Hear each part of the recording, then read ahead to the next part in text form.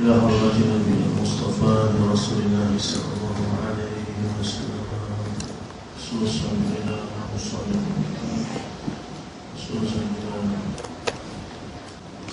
شكر لهم الفاتحة. أعوذ بالله من الشيطان الرجيم. بسم الله الرحمن الرحيم. لله رب العالمين الرحمن الرحيم مالك يوم الدين إياك نعبد وإياك نستعين اهدنا الصراط المستقيم صراط الذين أنعمت عليهم غير المغضوب عليهم ولا الضالين.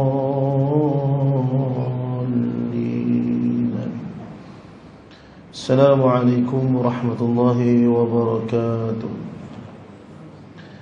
الحمد لله رب العالمين والصلاة والسلام على أشرف الأنبياء والمرسلين وعلى آله وصحبه أجمعين. اللهم صل وسلم وبارك على سيدنا محمد الفاتح لما أغلق والخاتم لما سبق ناصر الحق بالحق والهادي إلى صراطك المستقيم صلى الله عليه وعلى آله وصحبه حق قدره ومقداره العظيم. قال رب اشرح لي صدري ويسر لي أمري واحلل عقدة من لساني يفقه قولي. اللهم لك الحمد وإليك المشتكى وأنت المستعان ولا حول ولا قوة إلا بالله العلي العظيم. اللهم إنا نعوذ بك من علم لا ينفع وقلب لا يخشع وعمل لا يرفع ودعاء لا يسمع. الصلاة والسلام عليك يا سيدي يا رسول الله. خذ بيدي قلس حيلتي أدركني. لا إله إلا الله وحده لا شريك له له الملك وله الحمد وهو على كل شيء قدير. أما بعد. Alhamdulillah, pertamanya marilah sama-sama kita merafakkan setinggi-tinggi rasa syukur kita kehadrat Allah Subhanahu wa taala, kerana di atas limpahan rahmat, inayah dan kasih daripada Allah Subhanahu wa taala, pada malam ini Allah Subhanahu wa taala masih lagi menunjukkan perkasihannya terhadap diri kita. Apabila kita yang masih lagi banyak salah dengan Allah, yang masih lagi selalu melupakan Allah, yang masih lagi selalu berkira-kira dengan Allah, terus diberikan keizinan untuk merasakan nikmat kebaikan di dalam kehidupan. Moga-moga dengan sedikit rasa syukur ini, tuan-tuan, Allah Subhanahu wa taala akan menambahkan lagi nikmat kebaikan ini ke atas diri kita. Moga-moga dengan sedikit rasa syukur ini, tuan-tuan, menjadikan kita yang banyak salah dengan Allah ini ditunjukkan jalan oleh Allah untuk mendapatkan husnul khatimah, insya-Allah. Dan moga-moga dengan sedikit syukur yang kita zahirkan kepada Allah Subhanahu wa taala pada malam ni, tuan-tuan, menjadi sebab untuk Allah memelihara seluruh zuriat keturunan kita daripada duduk di dalam kemurkaan Allah dan terselamat daripada segala tipu daya syaitan dan juga tipu daya nafsu. Kerana ibu ayah dirahmati Allah Subhanahu wa taala sekalian, hari ini kita boleh lihat bagaimana fitnah itu terlalu berleluasa, dan ianya bukan hanya sekadar memberi kesan kepada orang-orang yang jahil, akan tetapi kesannya turut dirasai oleh orang-orang yang alim. Bayangkan berapa ramai daripada kalangan orang alim itu pada hari ini menjadi orang yang membawa kepada persengketaan. Sedangkan kalau kita tengok akhlak para ulama salafus salih dahulu, mereka ketika mana tidak bersepakat pada sesuatu hal, mereka tidak saling bermusuh di antara satu sama lain. Bahkan mereka hanya menegakkan hujah pada pandangan mereka sahaja tanpa merendahkan pandangan yang berbeza dengan pandangan yang ada pada diri mereka. Seperti mana yang berlaku kepada para ulama mazhab kita. Allahumma salli ala sayyidina Muhammad. Bahkan perkara tersebut, khilaf itu turut berlaku dalam sekalian ulama muktabar dalam mazhab kita sendiri. Kita mazhab Syafi'i. Dalam mazhab Syafi'i ini, ulama mazhab Syafi'i ini ramai. Imam Abi Syuja', Imam Al-Bajuri, Imam An-Nawawi, dan ramai lagi nama-nama ulama yang muktabar dalam mazhab Syafi'i. Mereka ni bukan semua pandangannya seiring rendah. Ada berlaku khilaf pada pandangan-pandangan mereka menurut pada satu-satu hukum. Akan tetapi kita tidak mendengar Imam Al-Bajuri memusuhi akan Imam An-Nawawi. Imam An-Nawawi menolak akan kefaqihan yang ada pada Imam Abi Syuja'. Tak pernah berlaku. Tapi hari ini kita boleh lihat bagaimana fitnah itu terlalu berleluasa, menyebabkan orang alim yang sepatutnya menjadi penunjuk jalan kepada orang yang jahil itu juga turut sesat. Sebab tu saya selalu mengingatkan kepada diri saya nasihat daripada guru saya. Dia pesan kat saya tentang, dia kata, Rasdan, kalau kita ni sesat dalam gelap, mudah nak patah balik dia. Pasal nak patah balik cuma cukup mencari cahaya. Maka kita tuju pada cahaya tersebut, maka sudah pasti kita akan jumpa jalan balik. Akan tetapi yang paling dikhawatiri ialah ketika mana kita ini disesatkan oleh Allah dalam cahaya. Kerana ketika mana kita mula sesat di dalam cahaya, tuan-tuan, tak ada satu pun cahaya yang boleh menarik kita kepada kebenaran, melainkan mereka-mereka yang diberikan perlindungan oleh Allah Subhanahu wa ta'ala. Sebab tu kita diajarkan oleh baginda Rasulullah sallallahu alaihi wasallam untuk memperbanyakkan doa, memohon perlindungan kepada Allah. Kita dididik oleh Rasulullah untuk baca doa sebelum bagi salam tu kan, kita baca doa, Allahumma inni a'udzubika min fitnatil mahya wal mamat, wa a'udzubika min fitnatil qabri, wa a'udzubika min fitnatil masiihid dajjal, wa a'udzubika min fitnatil mahya wal mamat. Kita minta doa dengan Allah Subhanahu wa ta'ala. Pasal apa kita diajar berdoa macam tu, tuan-tuan? Sebab hakikatnya kalau bukan dengan kerana kasihnya Allah terhadap kita, maka kita pasti takkan selamat, tuan-tuan. Jadi sebab hari ini orang mudah lupa, tuan-tuan. Bila dia sangka dia boleh khatam kitab, dia boleh berdamping dengan para alim ulama, dia boleh duduk dengan orang-orang yang saleh, dia melupakan akan ketaksiran yang ada pada diri dia, sehingga dia berani menyamakan kedudukan dirinya dengan gurunya. Sedangkan hakikatnya 2 rakaat yang dikerjakan oleh guru kita takkan pernah sama dengan 1000 rakaat yang kita buat sebagai murid dia. Sebab tu hari ini tak heran bila kita jumpa ramai daripada kalangan murid itu mempertikaikan gurunya. Dan kisah ni berlaku ketika mana Nabi Musa AS diperintahkan oleh Allah Subhanahu wa ta'ala untuk berkhidmat pada Nabi Khidir AS. Tak, tuan-tuan? Dia minta dengan Nabi Khidir, boleh tak saya nak khidmat dengan tuan? Nabi Khidir kata, apa boleh, dengan satu syarat, apa yang aku suruh hang kena buat. Nombor 2, apa yang aku buat hang jangan tanya. Hang boleh patuh 2 benda ni, hang boleh ikut aku. Kalau tak boleh, tak, hang jangan ikut aku, hang kena pilih. Jadi dia kata, boleh tuan, saya nak belajar dengan tuan. Pasal boleh jumpa tu, dapat arahan tu bila Nabi Musa tanya dekat Allah Ta'ala, ada tak orang yang lebih pandai daripada dia atas dunia ni? Allah kata ada. Dan Nabi Khidir AS. Allah SWT. Kemudian bila berlaku perjalanan mereka, maka pada setiap perbuatan gurunya dipersoalkan oleh Nabi Musa AS. Akhirnya futuh ilmu itu terhijab buat Nabi Musa AS.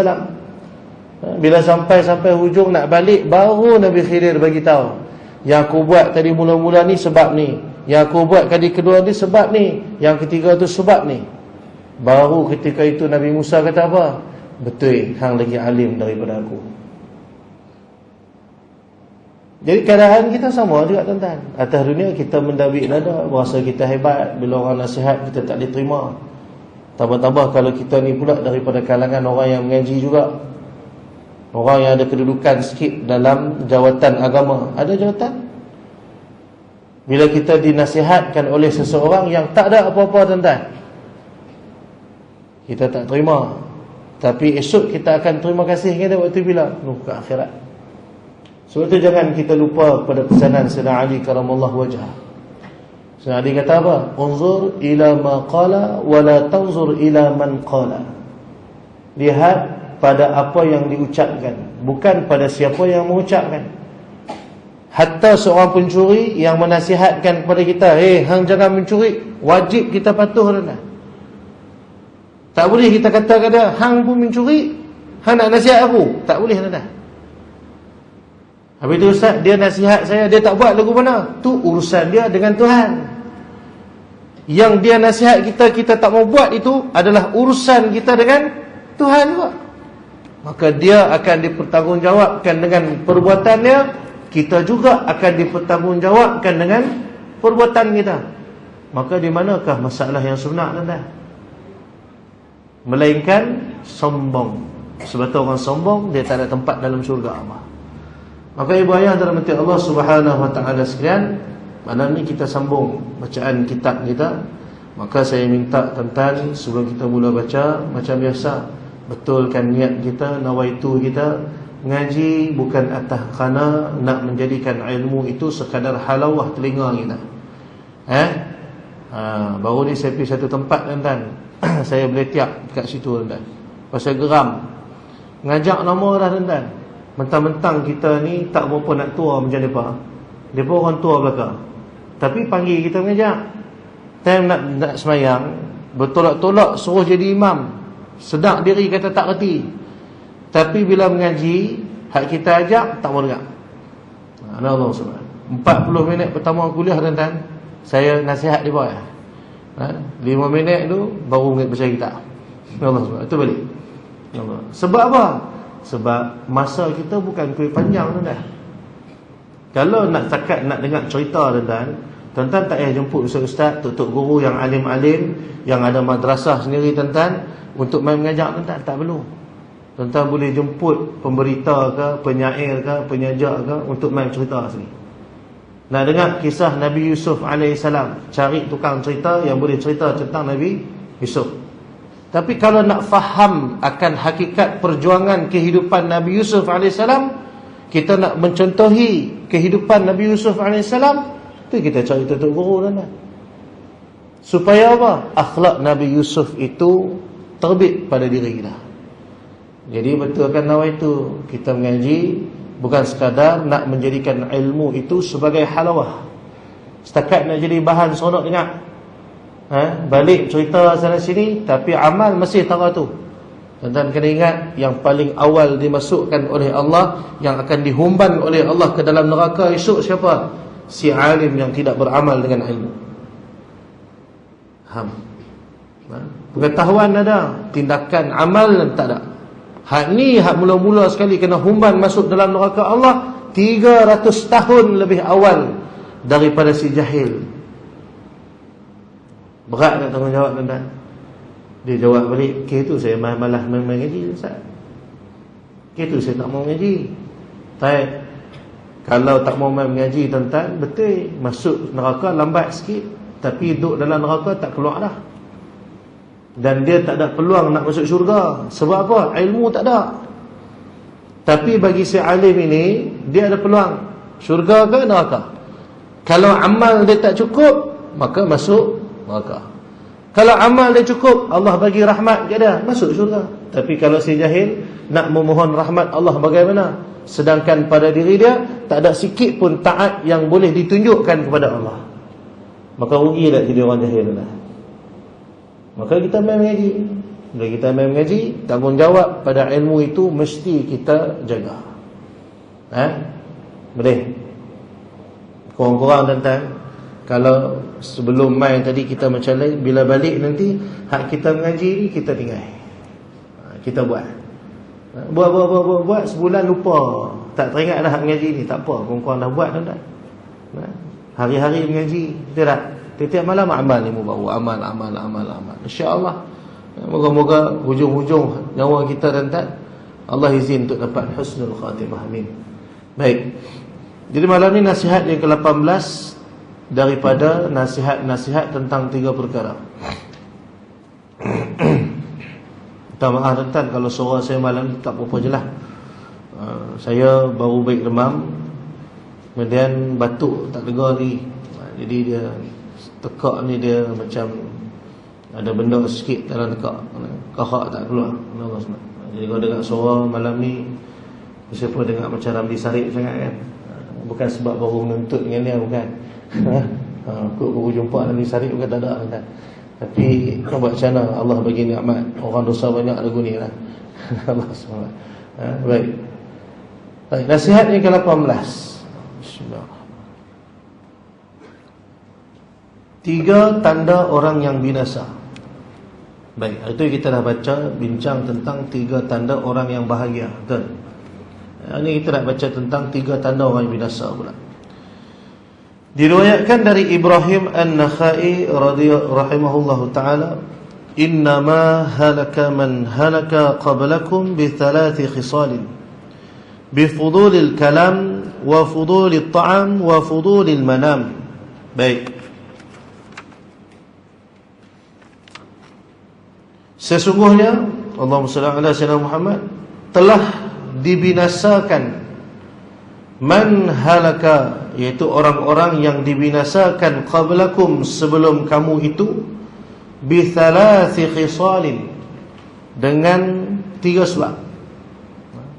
3 punca utama ini menjadi sebab kaum sebelum kita ini dibinasakan oleh Allah Subhanahu wa taala.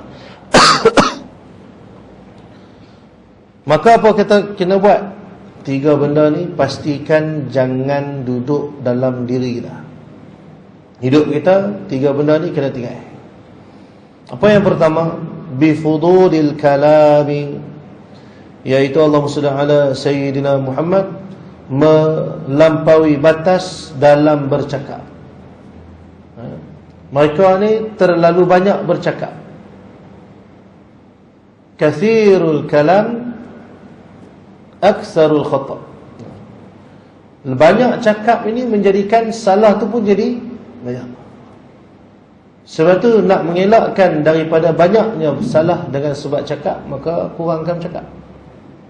Sebab tu kalau kita tengok, tak cara untuk menjadikan diri kita ini tidak banyak bercakap yang sia-sia ni tuan-tuan, ialah dengan melazimi memperbanyakkan zikrullah.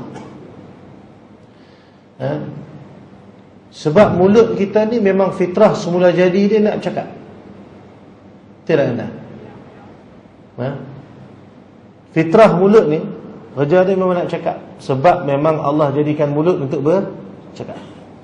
Maka kalau kita tak kawal dia, kita tak jaga dia, kita tak bagi tugasan khusus untuk mulut kita, maka dia akan mula buat suka hati. Itu yang bila sembang dengan orang tak tahu topik apa, tidak? Kadang-kadang kita pergi kenduri, kita tak tahu nak sembang apa. Aku nak sembang apa ni? Lah jadi rabung. Pasal apa rabung? Sembang.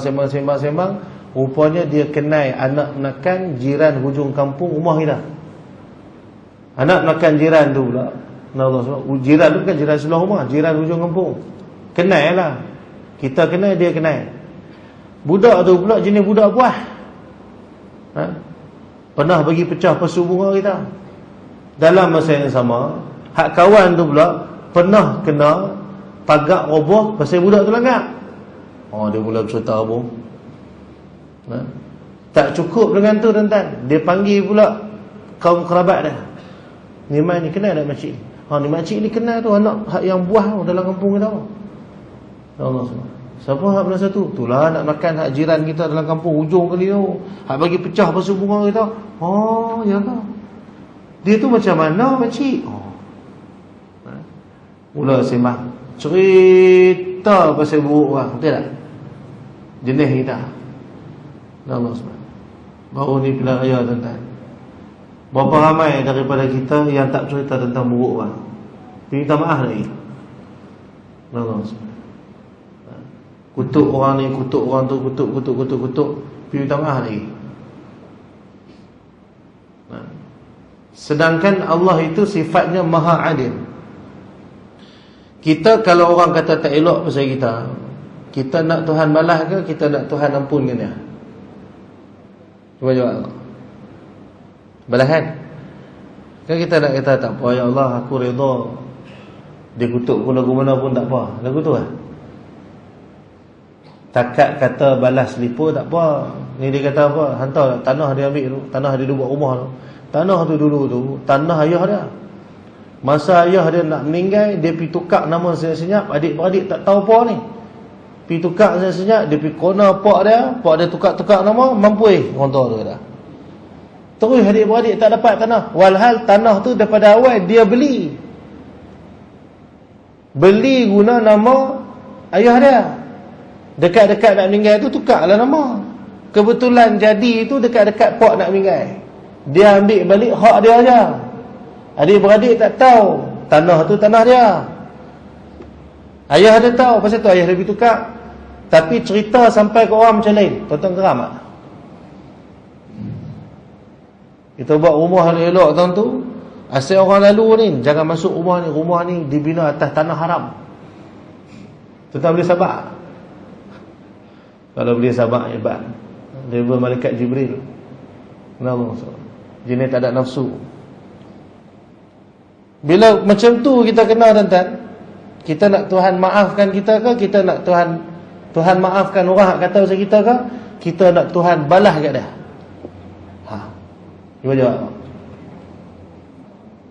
Kita akan suruh Tuhan balas tak? Tak apa, Allah ada. Allah balas lagi dahsyat. Maksudnya kita minta Tuhan balas tak? Apa kita tak kata, ya Allah, kau maafkanlah si fulan tu sebab dia jahil. Kau maafkanlah dia. Tak apalah, aku redha. Aku tahu ya Allah yang berlaku ni semua atas ketentuanmu, maka aku redha ya Allah. Tak apalah, orang nak kata-kata pila, saya akan kira nama aku juga, bukan nama orang lain. Boleh tak kata tak?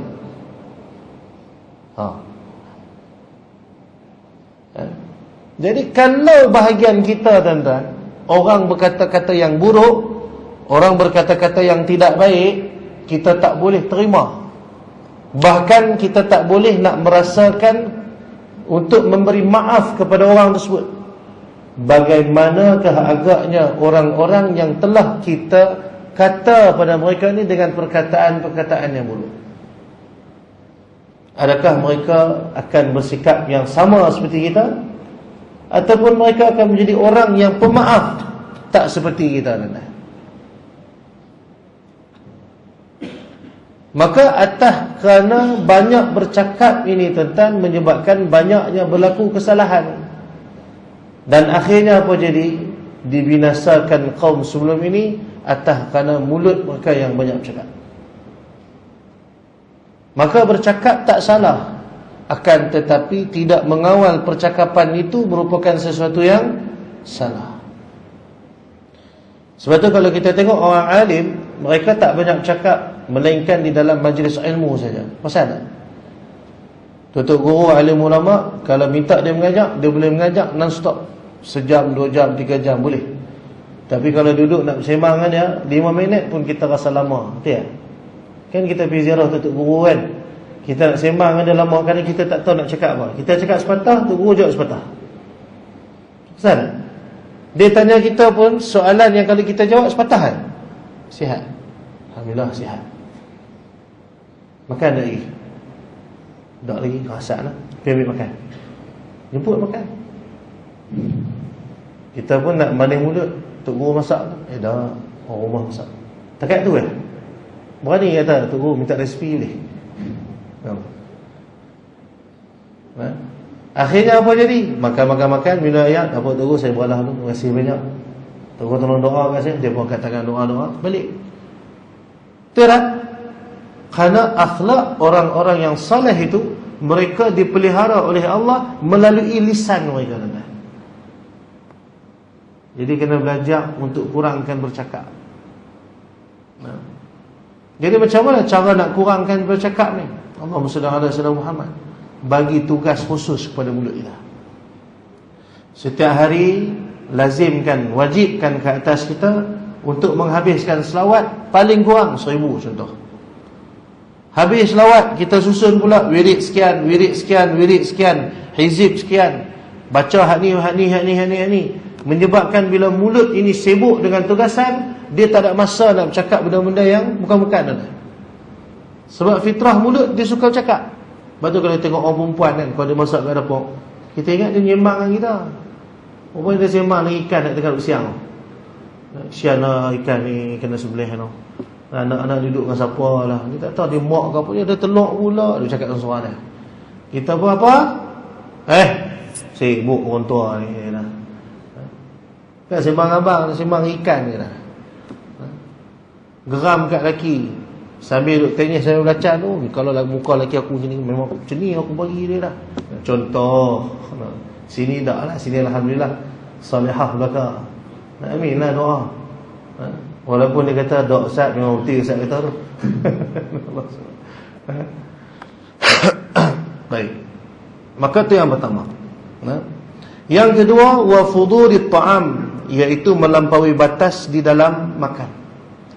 Baik. Apakah yang dimaksudkan dengan melampaui batas dengan makan? Baik. Iaitu ketika mana dia menjadikan makanan itu sebagai matlamat utama kehidupan dia. Antara punca kenapa orang berniaga, tuan-tuan, dia bulun niaga pagi sampai ke malam, malam sampai ke pagi, sehingga kan masa dia dengan anak keluarga tak ada, masa dia dengan Tuhan pun tak ada. Sebab apa, tuan-tuan? Apa dia selalu sebut? Saya kalau tak niaga ni, dapur tak masak. Walaupun dia kata, Ustaz, saya makan sikit je, betul, tapi mencari makan itu berlebih-lebihan. Maka melampaui batas di dalam makan itu, tuan-tuan, bukan bermaksud hanya sekadar makan nasi dia seorang seperiuk. Bukan. Tapi bila mana dia menjadikan makan itu sebagai matlamat hidup dia. Dia nak menikmati makan yang sedap-sedap itu bagi memuaskan kehendak hawa nafsu dia. Sebab tu, tuan-tuan, kita boleh tengok pada diri kita sendiri. Kalau tuan-tuan dapat duit RM1,000 contoh, tuan-tuan dapat duit 2 runtuh kata RM1,000, tuan-tuan berasa teringin nak makan steak tomahawk.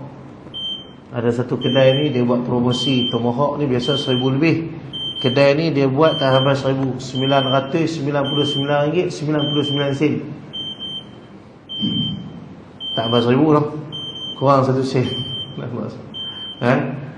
Dia kata kedai ni murah, dia kata ada buat promosi tomahawk, makan steak. Seumur hidup tuan-tuan tak pernah makan steak, tuan-tuan. Tak pernah makan daging tomahawk tu. Tuan-tuan tahu daging tomahawk tu dia? Kau tak tahu juga? Ya Allah, kesiannya. Balik Google, balik Google tengok tomahawk, dia satu tulang rusuk tu. Tulang rusuk, bawah tulang rusuk kan dia ada daging kan. Daging bawah tulang rusuk tu. Ya Allah SWT. Dia pegang lagu tu, daging bawah kan, dia bakar. Dia buatlah masak medium well ke, well done ke, medium rare ke, ikut dia. Allah SWT. Ustaz tahu mana pernah makan? Saya pernah makan gitu, tahu. Allah SWT. Teringin contoh. Harga dia mahal, tuan-tuan, tomahawk ni. Tuan-tuan dapat RM1,000.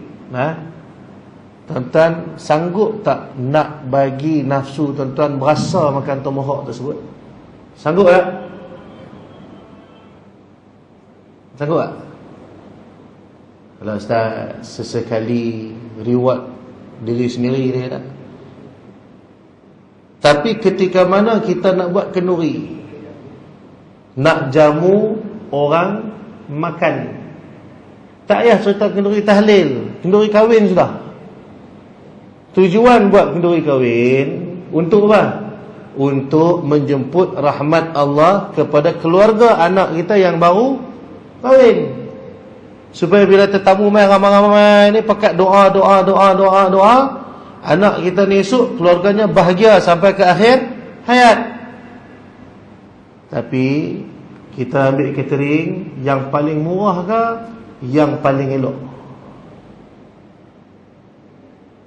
Cuba jawab. Pergi kat Pak Majid RM10.9. Pergi kat Pak Mat Meon RM8.9. Pergi dekat Pak Kasim Selamat, contoh Nazarul Somad, RM6.9. Tiba-tiba ada lagi seorang, Pak Haji Taib contoh, RM3.9. Tuan-tuan ambil lah. RM10.9 ke RM3.9? Jujur. RM10.9? Bohong. RM3.9 tu kita ambil. Siapa? Murah. RM10.9 pasal apa? Dia ada ikan siakap sekali. RM3.9, tu dia bagi nasi, dia bagi kuah gulai, dia bagi dengan kuah sardin. Sardin tak ada, kuah ya. Jadi ya dah. Nanti saya beli lah kentang, potong-potong rebus sikit, sebuh dalam tu bagi nampak macam ikan. Tidak lah. Tapi bila nak pilih meja makan beradab untuk anak kita ambil hak grand ke hak simple-simple lah? Baju kahwin anak kita tu, kita ambil hak grand ke hak simple-simple? Simple. Tak waduknya orang sini. Ambil yang elok. Betul tak? Fotografer cari hak yang elok, kita tak cari hak murah. Main fotografer dia offer saya ambil 500 je. Takak pakai apa? Kamera handphone. Ambil tak? Tak boleh, saya nak kamera besar ke dabak. Kau boleh tu besar gajah. Kita sanggup tuan-tuan habis duit yang banyak untuk diri kita. Tapi kalau untuk orang, jangan mimpi. Sedangkan yang disebutkan oleh Sayyidina Rasul sallallahu alaihi wasallam, sebaik-baik sedekah itu adalah memberi makan kepada orang lain. Makna kata, kalau kita nakkan kebaikan itu sampai kepada kita kena buat perkara yang bersalahan dengan hal ni. Bukan memperelokkan makanan kita, tapi memperelokkan makanan yang kita nak bagi kepada orang lain. Sebab tu orang salafus salih tuan-tuan, orang-orang alim, mereka takkan makan sedap melainkan bila mana mereka sedang berkumpul dengan orang ramai. Mereka duduk dengan keluarga ramai-ramai, mereka akan makan sedap. Tapi kalau makan seorang-seorang, nasi putih telur mata pun dah cukup bagi dia. Beza dengan kita tuan-tuan. Dia faham? Maka tu akan menjadi punca kepada kebinasaan. Karena akhirnya makanan yang banyak itu akan menyebabkan apa? Keberkatan itu mula hilang daripada diri dah. Macam mana keberkatan mula hilang? Bila sembahyangnya mula malas. Bila nak buat taat, dia mula menjadi orang yang malas. Tuan-tuan, kalau bukan daripada kalangan orang yang menjaga makan, tuan-tuan ingat tuan-tuan boleh duduk ke dalam majlis ilmu macam ni tuan? Kita boleh duduk dalam majlis ilmu hari ini, diberikan kekuatan oleh Allah untuk melazimi majlis ilmu ni. Kerana apa? Kerana kita ni bukan daripada kalangan orang yang banyak makan. Tidak. Pasal itu kalau kita ni daripada kalangan orang yang sibuk dengan makan, dia takkan mampu untuk buat taat. Sebab ini adalah suatu bentuk bala yang diberikan oleh Allah kepada orang yang merajakan nafsu dalam dirinya. Sebab yang suka kepada makan ni bukan jasad kita. Yang suka kepada makan itu adalah nafsu kita. Kalaulah badan kita ni boleh bercakap dan dia akan marah kita minum air gula banyak sangat. Sebab apa? Akhirnya yang kena kecil manis tu siapa? Yang makan tu perut, yang rasa sedap tu lidah. Betul? Yang sakit tu siapa? Kaki. Mujok kaki tak ada mulut. Kalau tak dia kata apa? Hoi, minum air gula dia jadi-jadi ya. Esok kecil manis aku teruk. Jari aku ada 10 ya. Sebab hang makan banyak sangat, kena kecil manis, esok hilang jari kaki aku. Tidak nak. Makan sedap, kaki rasa nikmat tak? Tak rasa. Tak. Maka ibu ayah dan rahmati Allah Subhanahu wa taala sekalian, makan tak menjadi satu kesalahan, tetapi ketika mana berlebih-lebihan itulah yang akan menjadi punca kepada kebinasaan. Kenapa? Ditarik pada diri orang yang berlebih-lebihan dalam makan itu keberkatan dalam hidup. Sebab makan itu bukanlah suatu daripada tuntutan diri kita, tetapi makan yang berlebih-lebihan itu merupakan tuntutan daripada nafsu. Tuan-tuan tak percaya, tuan-tuan tengok pada bulan Ramadan dengan lain daripada bulan Ramadan. Waktu bulan Ramadan, pasal apa tuan-tuan boleh khatam Quran 30 juzuk?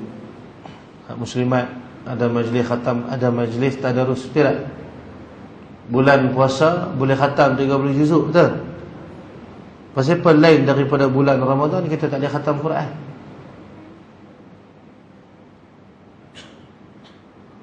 Adakah masa dalam bulan Ramadan dengan bulan lain itu tak sama? Masuk bulan Ramadan, Tuhan bagi 50 jam sehari. Keluar pada Ramadan 24 jam je. Lagu tu kan? Pasal mana? Sebab dalam Ramadan ibadat ni jadi mudah. Kerana ketika itu nafsu kita lemah. Lemah kerana tak diberikan haknya untuk dipuaskan kehendak dengan makan. Betul, almarhum Pak Sumit dan dia dikurniakan oleh Allah kemuliaan yang sangat banyak bila mana dia mampu puasa di tiap hari. Sebab tu perkataan yang keluar daripada mulut dia bukan lagi perkataan yang berlandaskan nafsu. Semua kepada hikmah belaka. Sebab apa? Nafsu tak ada dah dalam diri dia. Keinginan ikut dia, nafsu kena ikut dia dah, bukan dia ikut nafsu. Macam kita ni, kita masih ikut nafsu, tuan-tuan. Dan hasilnya apa jadi?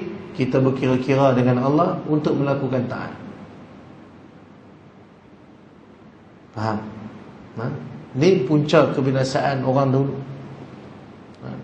Sebab itu tuan-tuan, lepas ni tuan-tuan, saya nak ajak ibu ayah sekalian, kalau boleh kita belajar-belajarlah untuk mengenyangkan perut-perut orang yang ada di sekeliling kita. Boleh tak tuan-tuan? Kalau kita makan seorang sekadar untuk mendapatkan tenaga untuk badan sudah, tapi muliakan orang sekeliling kita. Start daripada esok tuan-tuan, tengah hari tuan-tuan masak, ada lebih piantak kat jiran sebelah. Hidupkan balik sunnah itu yang telah lama kita tinggalkan sebelum ini. Orang dulu-dulu pasal apa hidup mereka berkah, tuan-tuan. Hidup mereka dulu tak ada kelih jiran tetangga. Orang dulu bukan kelih macam kita, saling bertolak ansur. Dia nak kelih siapa? Hari-hari dia main tak kuah gulai. Tidak? Kalau aku kelih ni esok tak ada kuah gulai. Ada orang baru ni tuan-tuan. Ada orang baru ni dia abang saya, dia mengadu. Dia kata, Ustaz, saya ni orang kampung, kata sampai tak berani main sembang saya pasal takut lah apa semualah, dia kata. Punca dia pasal dia tegur jiran dia misi rumput, batu-batu tu terbang kena masuk rumah dia. Jadi orang ingat dia ni cengai. Padahal dia tak ada apa pun, dia cuma tegur dia tak. Saya jawab balik kat dia, abang, sebenarnya senang je. Abang tak mau bagi orang fikir bukan-bukan abang. Senang Lepas ni tiap-tiap hari buat kenduri. Hari-hari jemput orang main makan. Orang tak mau main, kita pergi hantar makan rumah dia. Lama-lama esok orang suka kita. Tak? Sebab apa ni? Sebab benda tu lah yang Rasulullah SAW ajak kita. Permulaan dakwah di India dan bermula dengan apa? Jamu orang makan. Mula-mula dakwah Islam masuk ke India dulu dan depa bawa bekas dapur, dapur periuk. Pasal apa? Nak jamu orang makan tu. Bila jamu orang duk mai, mula tazkirah sikit, nasihat. Lalah kali jadi apa? Tu punya ramai orang Islam kat sana menerima dakwah asbab daripada kenduri. Jadi sebab tu tuan-tuan, hari ni kita cuba hidupkan balik. Lihat. Kalau agak-agak tak tahu nak pergi hantar makan tak mana, tuan-tuan main hantar makan kat sekolah dia. Tapi jangan hantar makan hal lebih-lebih, saya tak terima tuan-tuan.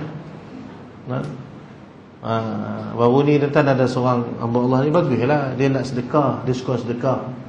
Tapi dia suka sedekah barang hak dia berniaga tak habis. Yang dia dah berniaga 2 hari tak laku, kalau disimpan juga esok dia kena buang. Dia main hantar.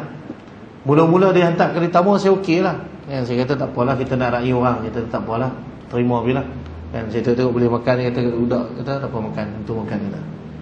Tiba tak lama lepas tu, tentang seminggu lepas tu dia main hantar pula. Bukan hantar sikit, hantar sampai 3 talam. Ni kau tak habis 3 talam. Bayangkan donat 3 talam. Tuan-tuan boleh bayang tak habis dia guna. Dengan coklat tak coklat, dengan macam-macam krim bubuh atas tu. Allah SWT. Ni kalau nak makan ni tidak 2 hari ni kata. Tapi tak boleh kalau simpan nanti dia rosak.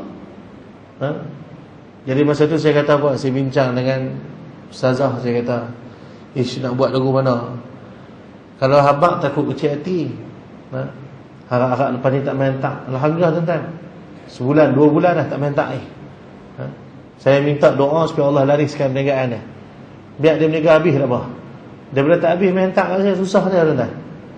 Kan kalau kita cakap takut kecil hati orang tua-tua. Nak bagi yang paling baik. Boleh tak? Kalau nak hantar berah kat sekolah-sekolah boleh, hantar berah wangi. Kan? Demand pula kata ustaz ni. Gurau ya tuan-tuan. Kadang-kadang kita suka bagi lebihan-lebihan. Jangan bagi lebihan, bagi hak elok. Faham tak? Baik. Dan yang ketiga tuan-tuan, dibinasakan kaum yang sebelum ini dengan sebab apa? Wa fudulil manam, iaitu terlalu banyak tidur. Tuan-tuan, perkara ni berlaku tak dekat kita ni? 3 benda ni, banyak cakap, banyak makan, banyak tidur, berlaku tak? Itulah antara punca tuan-tuan kenapa pada hari ini hidup kita makin dibebani oleh Allah dengan bebanan-bebanan yang berat. Ayam naik, beras naik, sayur naik, kos sara hidup naik, elektrik naik. Elektrik naik bukan sikit-sikit tuan-tuan. Madrasah saya sebelum ni 800 saya sebulan. Start 3 bulan akhir ni, bulan lepas paling tinggi. Dia main bil 1,800. Bukan lawak tuan-tuan. Bil tu ada 1,800 padahal guna sama. Bil ayak main sampai 500. Allah. Tu baru sekolah, baru satu. Sekolah saya ada 2 tuan-tuan. Boleh bayang tak? Sebab apa tuan-tuan? Silapnya duduk kat kita. Kerana kitalah yang melakukan perkara-perkara yang tak baik tersebut, menyebabkan akhirnya janji yang dijanjikan oleh Allah itu akan ditimpakan kepada kita kalau kita masih lagi buat pilihan untuk tak mau berubah. Sebab tu awal-awal tadi tuan-tuan, sebelum kuliah saya kata apa? Betulkan niat kita mengaji. Tak mau dah mengaji dalam keadaan menjadi orang yang sia-sia. Hari ni orang mengaji cukup ramai, orang pergi majlis maulid cukup ramai, betul tak? Kan buat majlis selawat berjuta orang ramai, penuh sampai jalan tak boleh lalu. Tapi mulut masih lagi malas berselawat kat Rasulullah. Masih lagi tak mau mencontohi akhlak Rasulullah. Masa pergi majlis pakai niqab pun semua cukup. Balik-balik buka niqab, stokin pun tak duduk tahun dah. Betul tak? Jadi apa guna kita duduk dalam kebaikan ketika mana kita tak mendapat manfaat daripada kebaikan? Orang yang duduk dalam kebaikan tuan-tuan tapi tidak mendapat faedah daripada kebaikan, tuan-tuan kena ingat, itu adalah orang yang sedang diberikan oleh Allah apa dia tu? Kita mengaji kan? Kita mengaji kan? Buat dosa banyak tapi boleh buat baik. Faham? Dosa banyak ni tapi nikmat banyak. Hak ni dipanggil sebagai apa? Istidraj. Istidraj ni tuan-tuan, dia bukan sekadar orang yang buat maksiat dapat baik. Sebab istidraj kalau kita ngaji tuan-tuan, dia ada 2. Yang pertama, orang yang terang-terangan berbuat maksiat dan hidupnya kekal bahagia atas dunia. Ni orang yang dikurniakan istidraj yang pertama. Yang kedua ni, istidraj ni yang ramai orang tak perasan. Dia sedang ditimpa oleh Allah dengan istidraj. Apa dia? orang yang berterusan diberikan nikmat kebaikan tetapi tidak mendapat faedah daripada nikmat kebaikan. Rajin sedekah, tapi sedekah menjadikan dia makin sombong. Sedekah rajin, tapi dia makin pandang hina kepada orang yang menerima sedekah. Sampai macam mana? Bila satu hari orang yang terima sedekah kita ni buat salah dengan kita, kita kata apa? Hantar tak selama ni siapa yang duk tolong Patut makin sedekah makin rendah diri, tak dia makin sombong. Makin dapat ilmu makin kurang amal, istidrak dah. Sebab apa ni? Dalil dia tak mana? Allah kata dalam Quran, la in syakartum la azidannakum wa la in kafartum inna azabi lasyadid. Ni dalil dia. Kamu syukur, ku tambah nikmat. Faham? Dapat ilmu, syukur, Allah tambah lagi ilmu, tambah lagi amal, tambah lagi ilmu, tambah lagi amal. Tu sebab syukur. Wala in kafartum, dan sekiranya kamu kufur, dapat ilmu tapi tak amal. Faham tak? Allah nak hinakan kita macam mana? Dia tambahkan lagi ilmu, tambah lagi ilmu, tambah lagi ilmu, tapi kefakihan dia tarik daripada diri kita. Pasal apa? Allah nak memberatkan siksaan kita di yaumul qiyamah. Wal-'iyadzu billahi min zalik. Jaga tuan-tuan. Sebab tu jangan cepat sangat reka. Sebab tu guru saya kata, duduk atas dunia ni tak ada pun sebenarnya yang dinamakan sebagai nikmat. Yang ada atas dunia ni semua namanya ujian. Allah bagi harta banyak, ujian. Allah bagi harta kurang, ujian. Allah bagi badan sihat, ujian. Allah bagi badan sakit, ujian. Nikmat itu apa? Kata ulama, perkara yang mendekatkan diri kita dengan Allah, itu nikmat. Musibah apa? Perkara yang menjauhkan kita dengan Allah, musibah. Kalau dengan sebab tersepak batu, tuan-tuan, kita menjadi orang yang ingat kepada Allah, maka itu dipanggil musibah ke panggil nikmat? Nikmat, tuan-tuan. Faham? Kalau dengan sebab jatuh fakir itu mendekatkan diri kita dengan Allah, maka itu dipanggil nikmat ke dipanggil balak, tuan-tuan? Mana? Kita orang meninggal dulu kaya, tiba-tiba bangkrut, kita kata Tuhan tak sayang aku dah. Tak. Tuhan terlalu sayangkan kita menyebabkan apa? Dia nak bagi kita lebih dekat dengan dia. Dia tahu dah. Hang kalau duit banyak, hang lupa kat aku. Duit hang tak ada, hang ingat kat aku. Setiap masa hang duk ingat kat aku, maka jadi nikmat lah. Jadi rupa-rupanya nikmat itu bukan diukur pada pemberian Allah. Nikmat itu diukur pada perkara yang mendekatkan kita dengan Allah ataupun menjauhkan kita daripada Allah. Maka ibadah dirahmati Allah Subhanahu wa taala sekalian, saya berharap kita semua dapat mengambil istifadah, fawaid daripada perkongsian yang kita baca pada malam ini. Kita bukan malaikat yang tak buat salah. Kita ni manusia. Dan sebaik-baik manusia itu adalah mereka yang selalu membetulkan salah. Nabi SAW kata apa? Kullu bani Adam khatta'un wa khairu khatta'in at-tawwabin. Nabi kata apa? Semua anak Adam tu buat salah. Tapi bagi orang yang buat salah ni, yang sebaik-baik daripada mereka siapa? Yang selalu memperbetulkan salah mereka. Maka riwayat dalam hati Allah Subhanahu wa taala sekalian, adakah kita ni nak berterusan menjadi hamba yang sentiasa buat salah dengan Allah? Ataupun kita nak menjadi hamba yang sentiasa berusaha membetulkan diri kita daripada salah. Tadi saya tengok pihak masjid bagi penghargaan pada anak-anak kita yang jaya masuk ke universiti. Satu tindakan yang pada saya sangat baik, sebab banyak masjid sekarang tak boleh buat macam tu. Alhamdulillah, benda tu teruskan. Tapi kena ingat, kena pesan kat anak-anak kita.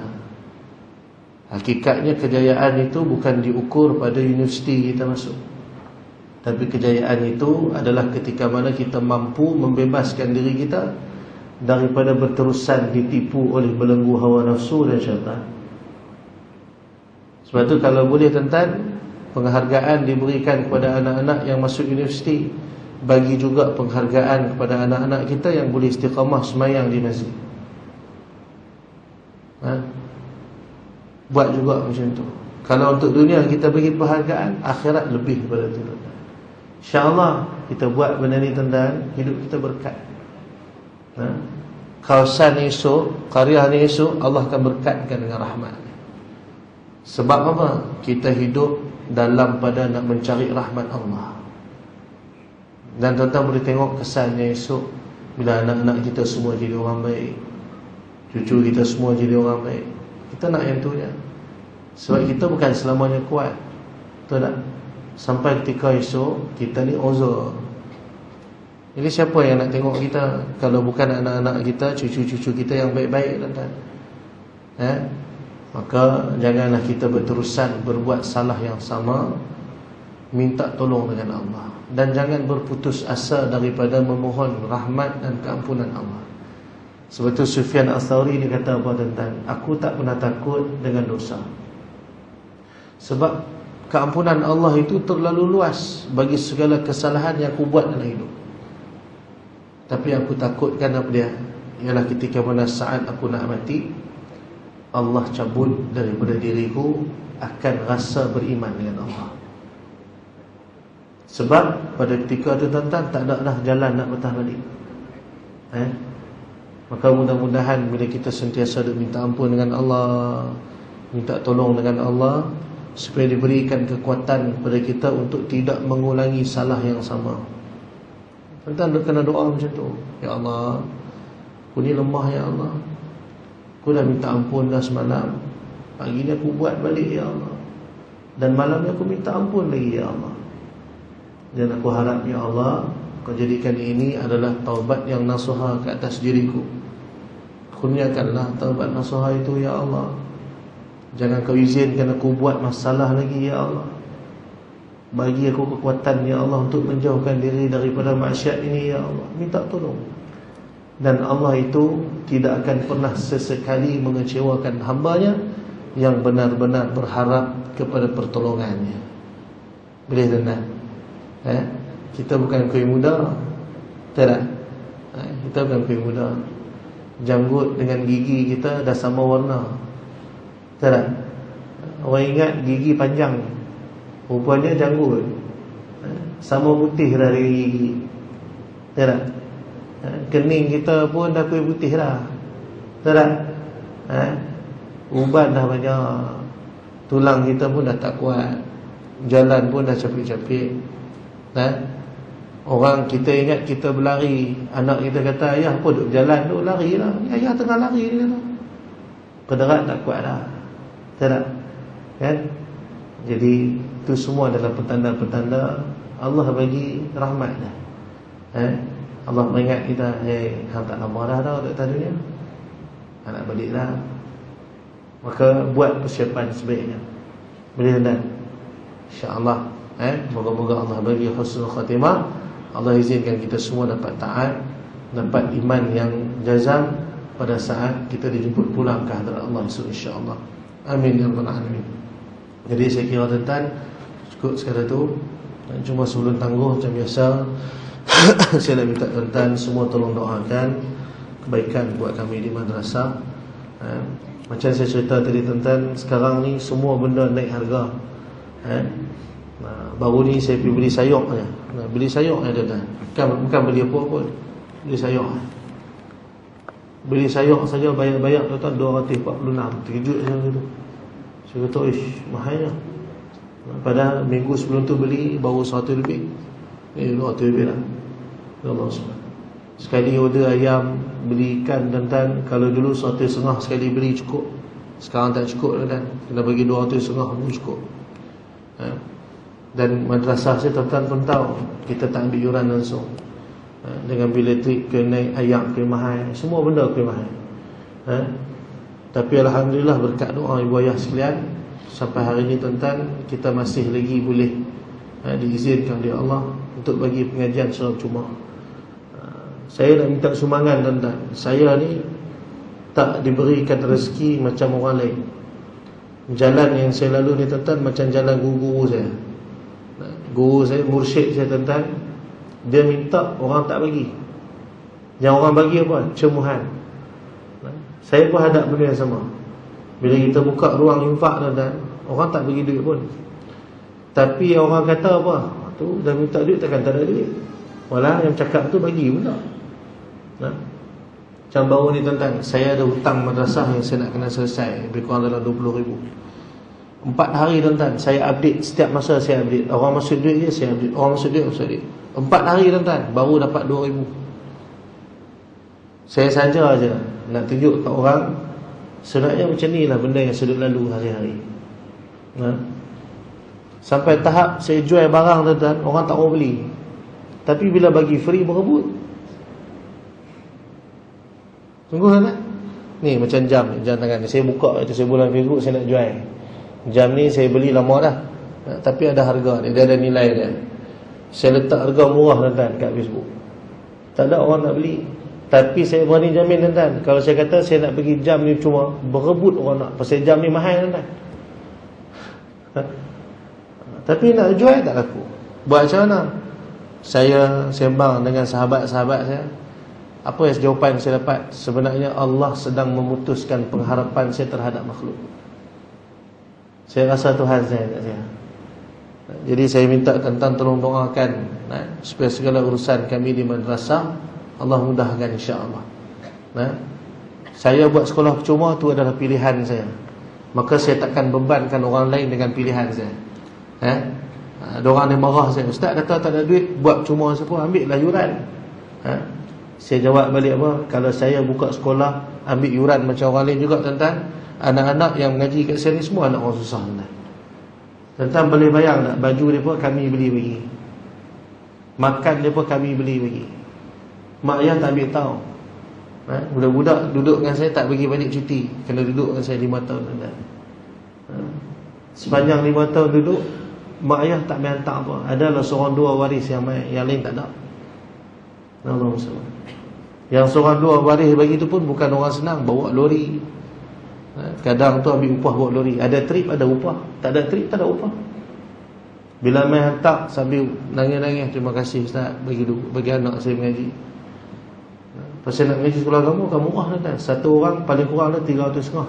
Betul tak? Tu 300.5 pun tak cukup. Tuan-tuan bayang, sekolah yang ambil yuran 300.5 minta sumbangan lagi, tak? Terlebih-lebih sekolah tak ambil yuran ni lagu mana dia?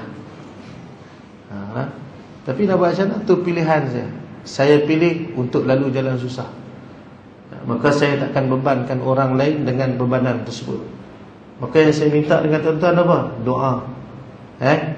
Tuan-tuan tolonglah doa. Boleh tak? Boleh tak?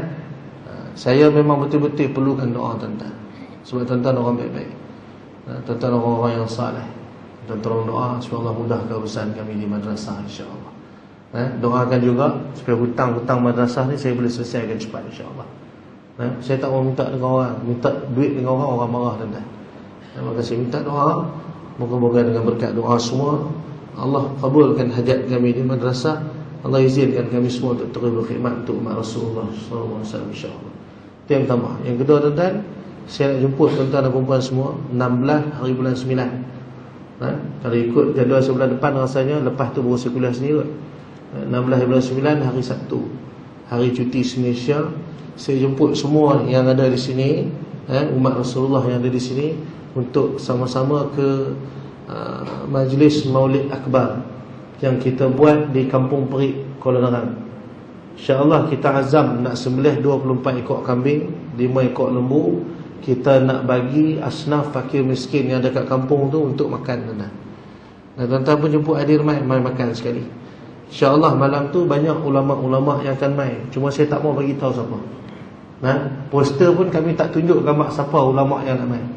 Sebab saya bincang dengan Ayah Su, kami nak orang mai malam tu hanya kerana semata-mata Rasulullah sallallahu alaihi wasallam. Malam tu tuan-tuan, kita akan hadiahkan masjid yang kita tengah bina sekarang. Alhamdulillah sikit lagi nak siap dah. Masjid tu tuan-tuan, kita nak hadiahkan untuk Rasulullah malam tu. Jadi tuan-tuan, kalau tuan-tuan semua dijemput oleh Rasulullah, tuan-tuan akan sampai malam tu, insya-Allah. Jadi 16 hari bulan 9, jemput hadir ke sana, insya-Allah. Kita akan buat majlis tuan-tuan jemput mai. InsyaAllah. Sebab majlis itu adalah majlis Rasulullah, tuan-tuan. Saya sebut semua. Dan kalau ada yang nak ambil peluang infak akaun masjid apa semua, nanti boleh jumpa dengan saya sendiri, insyaAllah. Sebab yang ni kita tak buat sumbangan, tuan-tuan. Kita tak buka tabung, kita tak buat flyers, buat apa tak buat. Pasal mursyid tak bagi. Mursyid kita buat masjid ni dengan kasih dan cinta ni kata.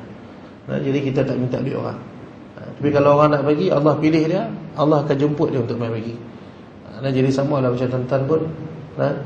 Jadi kalau Allah nak bagi rezeki kat tuan-tuan, tuan-tuan akan tegar hati mai jumpa saya.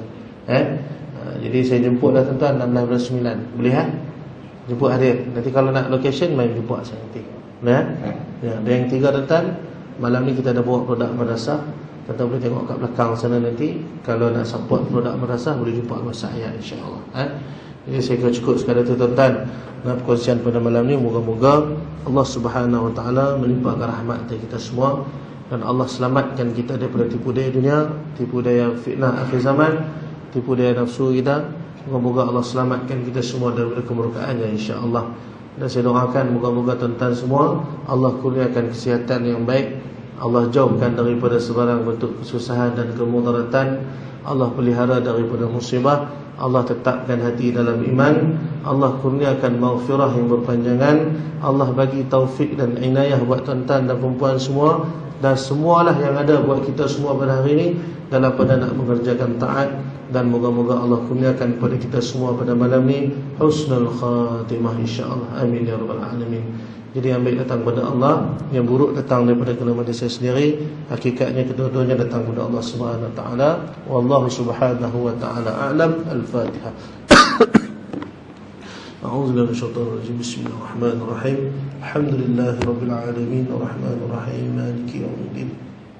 Iyyaka na'budu wa iyyaka nasta'in. اهدنا الصراط المستقيم صراط الذين أنعمت عليهم غير المغضوب عليهم ولا الضالين. أعوذ بالله من الشيطان الرجيم. بسم الله الرحمن الرحيم. اللهم نور قلوبنا بنور هدايتك كما نورت الأرض بنور شمسك أبدا أبدا برحمتك يا أرحم الراحمين. صلى الله على سيدنا محمد. الحمد لله رب العالمين. سبحانك اللهم وبحمدك.